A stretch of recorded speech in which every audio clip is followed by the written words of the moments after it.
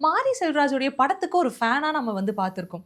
மாரி செல்வராஜ் அவர் படத்துல நம்ம நடிக்கிறோன்றப்போ எப்படி ஃபீல் ஆச்சு? அவர பத்தி சொல்லுங்க. மாரி செல்வராஜ் பத்தி சொல்லுங்க.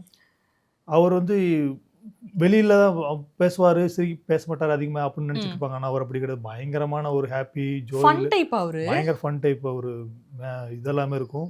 ஆ. ஃபர்ஸ்ட் ஆரம்ப இடத்துல வந்து பேசும்போது டக்குனு ஒரு 2 நாள் முடிஞ்ச போதெல்லாம் நார்மலா ஆயிடுவாரு. ம். அவரு எப்படி பேசணுமோ, நாம வந்து அவரோட ஊர்க்காரங்க மாரி அப்படி மிங்கிள் ஆயிடுவோம். ஷூட்டிங் ஸ்பாட்ல அங்க இருக்கிறது, அது டென்ஷன் இருக்கும். ஆனா இருந்தாலும் வந்து நம்மட்ட வந்து ஃபர்ஸ்ட் டே ஷூட்டிங்ல இது எங்கேயும் சொன்னதில்ல. ஃபர்ஸ்ட் டைம் ஷாட் வைக்கிறேன்.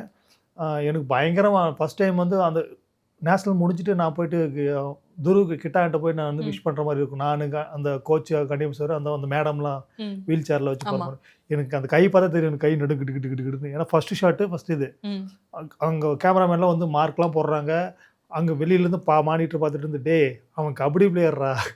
அவனுக்கு போய் மார்க் கீர்க் பார்த்து வச்சு அவன ஓட வச்சுறாதீங்க." அப்படிங்கும்போது, அந்த மாரி எப்படி உள்ள கொண்டுட்டு வரணும் அப்படிங்கிறது இருக்கும்.